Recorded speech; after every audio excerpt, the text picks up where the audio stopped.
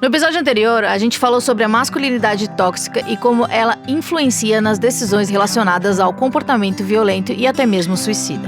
Hoje vamos falar sobre duas das populações mais vulneráveis quando falamos em suicídio, a população negra e a LGBTQ+. O psicólogo Paulo Vitor Navasconi, autor do livro Vida, Adoecimento e Suicídio, fala um pouco sobre saúde mental e como a nossa sociedade sempre foi adoecida. A saúde mental, muitas vezes, ela está relacionada à doença. Implica, muitas vezes, a associação de doenças mentais, ou de transtornos, patologias, ou qualquer outro adjetivo. Mas se a gente for pensar em saúde mental, ela implica muito mais, do que essa ausência de transtornos, patologias. Saúde mental é ter, por exemplo, a capacidade de tomar as próprias decisões em relação à sua existência, é a capacidade de se organizar interiormente e organizar tudo que está em sua volta, é ter acesso a uma moradia digna, uma saúde, um acesso à saúde digna, a qualidade de educação, a participação política. Ou seja, é importante pensar que saúde mental, ou então vivenciar a saúde mental, é ter acessos. É não só acessos e direitos respeitados e direitos vivenciados e colocados em prática. Então é muito importante pensar que uma sociedade que se estrutura, que se organiza desigual, que se estrutura por uma hierarquia de raça, de classe, de gênero, ela vai ser uma sociedade adoecida. Uma sociedade que produz, por exemplo, que não só produz, mas que provoca dor, e que toda dor ou que toda humilhação faz sofrer. Então é muito importante a gente pensar que uma sociedade que discrimina, por exemplo, pessoas por conta da sua etnia, da sua raça, da sua origem geográfica, da sua classe, por conta da questão de gênero e sexualidade, é uma sociedade, então, que está adoecida. Adoecida no sentido de que vai não só produzir mais condições de adoecimento e, sobretudo, vulnerabilidades. E aqui é preciso pensar, e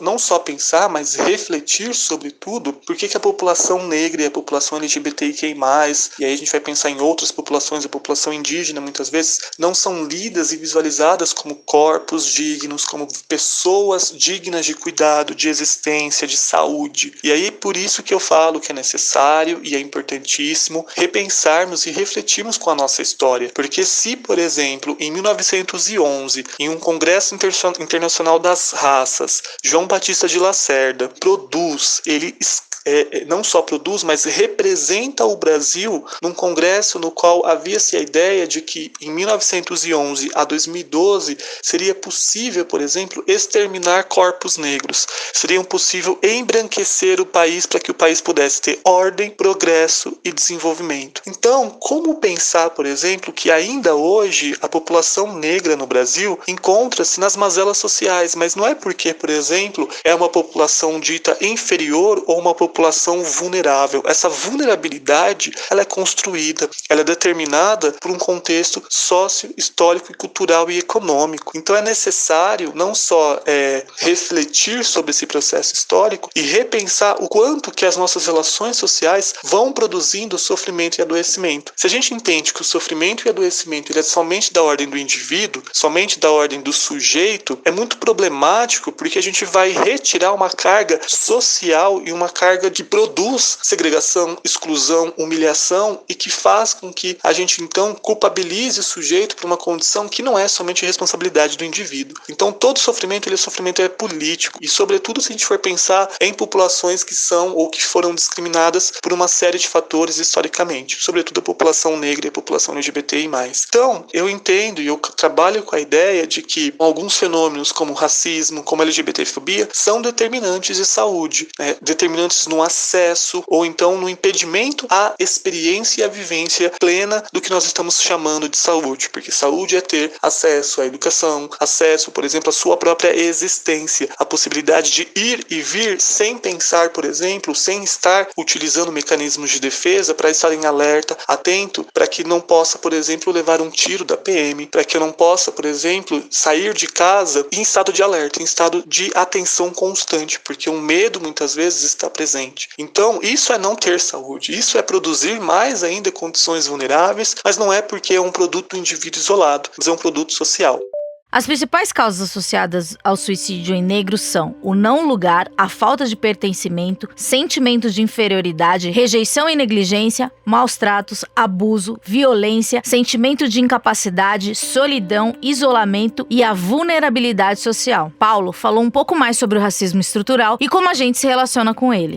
O racismo está presente, ele estrutura a nossa sociedade, assim como o gênero estrutura a nossa sociedade, a classe também estrutura a nossa sociedade. Esses três elementos, eles são estruturantes da nossa sociedade. A gente não tem como pensar o indivíduo, a pessoa, o sujeito, se a gente não pensa por esses três marcadores. E aqui é muito importante refletir sobre que, em relação ao racismo, por exemplo, todo mundo sabe, mas poucos reconhecem, poucos conseguem de fato entender e reconhecer e agir frente a este ato. E aí a gente escuta que quando, por exemplo, há um caso de racismo, ou então quando há de fato a explicitação de que o Brasil ele é racista, as pessoas afirmam: eu não entendo, eu realmente não lembro, eu não acredito nisso, não é assim que acontece, não é dessa maneira, você está exagerando, está misturando as coisas, isso é coisa do passado, o Brasil é um país democrático, um país de múltiplas raças, ou então até afirmações racistas no sentido de que todo mundo tem um pé na senzala, enfim. E aí assim a gente vai mantendo os conteúdos em silêncio, as violências em silêncio, e a gente vai produzindo e reproduzindo uma sociedade que é cúmplice e produtora de desigualdades sociais e de desigualdades raciais e de gênero e de classe. Então vai produzindo e intensificando ainda mais vulnerabilidades. Então aqui que é muito importante a gente pensar e refletir que toda vida importa? Infelizmente não. Nem toda vida foi construída para ser importada. E aí a gente entende e visualiza que nem necessariamente, nem toda vida, nem todo sujeito, ele é igual em planos de direitos.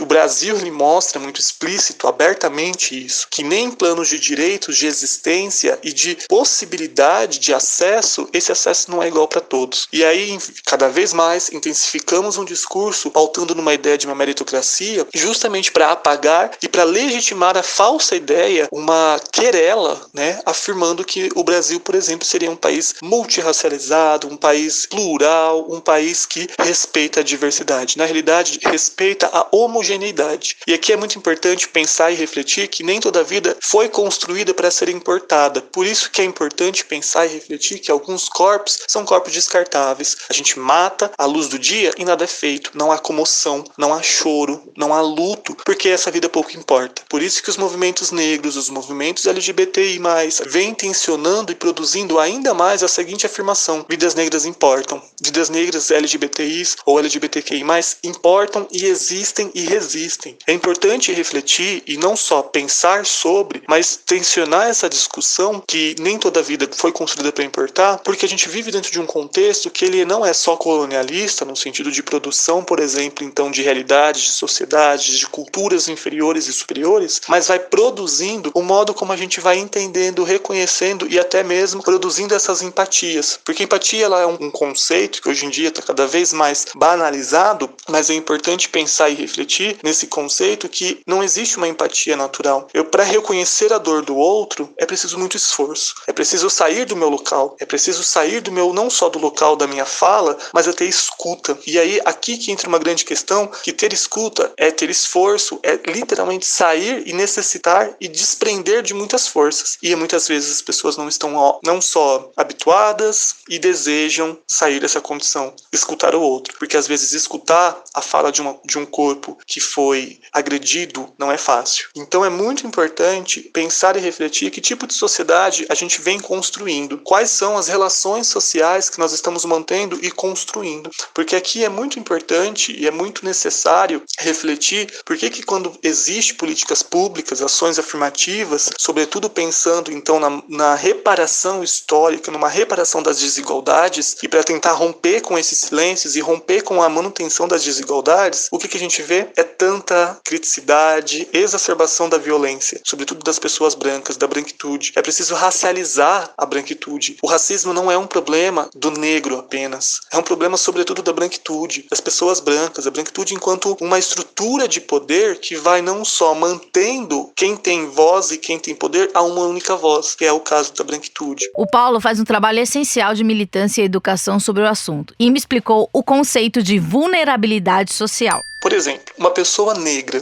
a condição de vida da sua existência, justamente por ser negra, num país racista, num país que a cada 23 minutos um jovem negro é assassinado, por exemplo, faz ou torna-se ou já faz com que essa pessoa se encontre numa condição de vulnerabilidade. Mas também é necessário pensar as situações sociais. Talvez esse corpo negro, essa pessoa negra, encontre-se em situações, em condições sociais, em condições de moradia, de existência, adolescência também provoca, por exemplo, ou intensifica essa vulnerabilidade por ser em condições precárias. Ou um outro exemplo mais visível para entender um pouco melhor. Uma pessoa idosa, ela já é, por exemplo, então, já se encontra numa condição vulnerável justamente por ser um corpo idoso. Mas essa vulnerabilidade se agrava pelo fato dela morar em um local insalubre ou com condições precárias. Então é muito importante, dessa forma, a conjugação desses fatores relacionados à condição de vida e à situação da vida onde essas pessoas encontram-se é que vai determinar muitas vezes as vulnerabilidades sociais, que aí pode pensar, a gente pode literalmente refletir sobre que as vulnerabilidades elas dão em diversos elementos, que aí a gente pode pensar dificuldade com emprego, de renda, dificuldade de acesso, por exemplo, à moradia, a alimento, alimentação, problemas de distribuição, de abastecimento de alimentos, qualidade de vida, em questão de segurança. Quem é vulnerável? Qual corpo é vulnerável? Quais populações são vulneráveis? Vulneráveis a quê? E aí a gente vai pensar por que são corpos vulneráveis. E aí, sobretudo, aqui pensando no contexto da população negra, é muito importante refletirmos por que eu estou falando disto tudo. Eu estou tentando apontar e trazer a ideia de que a vulnerabilidade, corpos que estão numa vulnerabilidade, devem ser sempre entendidos não só na condição do aqui e agora, mas nós temos que ter um olhar histórico justamente para pensar o porquê e o que faz certas populações, certos corpos estarem numa condição vulnerável. Falando em vulnerabilidade social, a população trans se destaca com índices alarmantes. A média de vida de uma pessoa trans é apenas de 35 anos. A causa é morte violenta na maioria das vezes, tanto suicídio como assassinato. 90% das pessoas trans acabam recorrendo à prostituição por falta de oportunidade de trabalho. Dados de 2018 dão conta que apenas 0,02% das pessoas trans estavam em uma universidade. 72% das pessoas trans não conseguiram concluir o ensino médio. 56% das pessoas trans não conseguiram concluir o ensino fundamental. Estima-se que 42% da população trans já tentou suicídio. Recentemente, um relatório chamado Transsexualidades e Saúde Pública no Brasil, do Núcleo de Direitos Humanos e Cidadania LGBT, do Departamento de Antropologia e Arqueologia, revelou que 85,7% dos homens trans já pensaram em suicídio ou tentaram cometer o ato. Não se pode negar tratamento a um grupo que tem uma prevalência de 42 a 46% de tentativas de suicídio, comparado a 4,6% da população em geral. Mas é preciso ressaltar, as pessoas trans não se suicidam porque são trans. Elas se suicidam porque o resto da sociedade não as trata como pessoas. Essa é uma questão que deve ser vista inicialmente pelo viés da saúde pública, que, paralelo às questões de transfobia, devem ser prevenidos de forma contínua e eficaz. Ariel Nobre é um homem trans de 33 anos que, ao se dar conta dessas estatísticas, decidiu que não faria parte desses números. Ao se ver em uma situação limite, criou o projeto Preciso Dizer Que Te Amo, que tem como objetivo a prevenção do suicídio entre homens trans. O projeto já tem 5 anos. Perguntei a ele sobre a relação da população trans com o Preciso Dizer Que Te Amo. A vida é muito generosa comigo.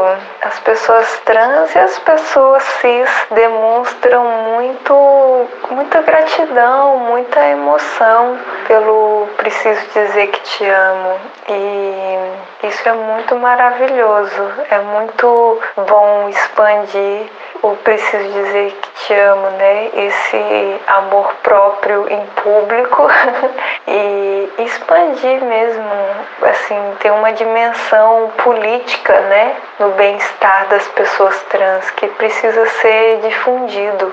O Ariel exerce um papel fundamental nas agências de publicidade ao abordar o protagonismo de pessoas trans no cinema e na publicidade. Perguntei a ele se ele sente que há um incômodo entre as pessoas que trabalham na área e se esse incômodo reverbera em atitudes. O que acontece, às vezes eu dou uma apresentação, todo mundo se emociona, o cliente se emociona e aí tem uma certa culpa, porque eles olham pro lado, não tem pessoa trans, nunca trabalharam com ninguém trans, enfim. E aí alguém fala assim, sim, nós vamos contratar para a loja da marca ou pro telemarketing e se sentem assim, muito assim, felizes e se sentindo bem por colocar pessoas trans lá longe deles, onde ganha bem menos que eles. E às vezes eu fico muito frustrado quando eu escuto isso, porque é como se ser trans ainda é uma questão pro filho dos outros, pros outros, é uma questão do outro. Coloca a pessoa trans lá no outro departamento, onde se ganha 3 vezes menos ou mais, né, que ele. Isso é o que me deixa mais triste, na verdade, sabe? É ver que ainda somos distantes, mas está melhorando. Nessa vivência do Ariel, o Paulo nos questiona. Todas as vidas realmente importam e nos sugere a tomada de consciência dos fatos. A educação deve ser o primeiro passo para uma real mudança da sociedade. Para pensar e refletir sobre todas essas questões e dentre outros temas, é preciso a gente pensar qual é o valor das vidas, quais vidas valem mais. Porque aqui é uma questão muito complexa, porque entender que o racismo, então, ele estrutura a nossa sociedade é afirmar que as instituições, o conhecimento, ele é racista porque a sociedade é racista. O racismo ele se expressa concretamente como desigualdade política, desigualdade econômica, social, jurídica. Logo, há uma estrutura mesmo que, direto ou indiretamente, vai identificar quais grupos, quais vidas, quais corpos vão ser discriminados sistematicamente. E aí a intensificação e a produção de corpos vulneráveis. E a mudança de uma sociedade, já dizia Silvia Almeida, né, que não se faz apenas, por exemplo, com denúncias vazias, ou por repúdio moral do racismo. Ai, século XXI, não acredito que isso acontece. Não pode. A gente tem que romper com a ideia de que é um fenômeno, um produto individualizado, que é um produto da moralidade do sujeito, que é certo ou errado. Depende, antes de tudo, para a gente romper com essa lógica racista e com essa lógica de violência, é preciso tomar posturas e adotar práticas antirracistas. E aqui que é a grande questão. E é a ação justamente para abrir mãos não só de privilégios simbólicos, né, mas sobretudo privilégios materiais. E é muito importante pensar e refletir aqui sobre justamente a necessidade da gente falar sobre, porque infelizmente existe uma educação, existe uma cultura do silenciamento e do apagamento que faz com que, por exemplo, a gente não fale sobre, que a gente negligencia sobre, ou então somente o negro, por exemplo, ou o corpo LGBT que vai falar sobre determinado assunto. Mas não, a gente precisa racializar os brancos, a gente precisa pensar o que a gente está entendendo por conhecimento, o que é o conhecimento, quais conhecimentos são tidos, lidos e reconhecidos como conhecimentos e quais conhecimentos não são reconhecidos como conhecimento. Quem produz o conhecimento, quem está à margem, quem pode falar, quem não pode falar. A seguinte questão também, sempre coloco aí para a gente pensar se todas as vidas importam, né? Todas as vidas foram construídas para importar. Eu aciono a seguinte questão: quando a raça, quando a cor de pele para você foi um problema na sua vida? E aqui é muito interessante pensar que, infelizmente, por mais que os corpos negros, os corpos LGBTs negros estão falando, estão produzindo transformações, mas será que há escuta? Vocês me escutam? Quem pode falar? Quem não pode falar? O que a sociedade brasileira não quer ouvir? É de fato eu vi que a sociedade brasileira é racista. E aí a gente reprime, afasta da consciência toda e qualquer ideia, toda qualquer questão que nos remeta ou que esteja relacionada a esse fato. E aí não existe, não acontece, isso é coisa dos Estados Unidos. Aí é fácil a gente se comover com a dor lá fora. Mas a dor que acontece a 23 minutos aqui, não existe comoção. Ou é uma comoção fajuta, é uma comoção que eu sempre trabalho na ideia de unicim miojo, que é de 3 minutos, é instantâneo. Então é necessário e é importante a gente pensar e repensar, então, qual é a forma que estamos produzindo e dando para essa sociedade. É uma sociedade que visa uma pluralidade, é uma sociedade que visa, de fato, uma diversidade de existências, de vidas e de experiências, ou é uma sociedade que visa uma homogeneidade? É uma sociedade que não só visa, mas, sobretudo, pensa e entende que a diferença ela deve ser combatida. Aqui é uma grande questão para a gente pensar, porque a diferença ela deve ser combatida quando a diferença causa desigualdade, causa vulnerabilidade. Essa diferença a gente deve combater, mas a diferença que causa pluralidade, que produz vida, que produz outras perspectivas de existência, essa diferença ela deve ser valorizada e deve ser enaltecida.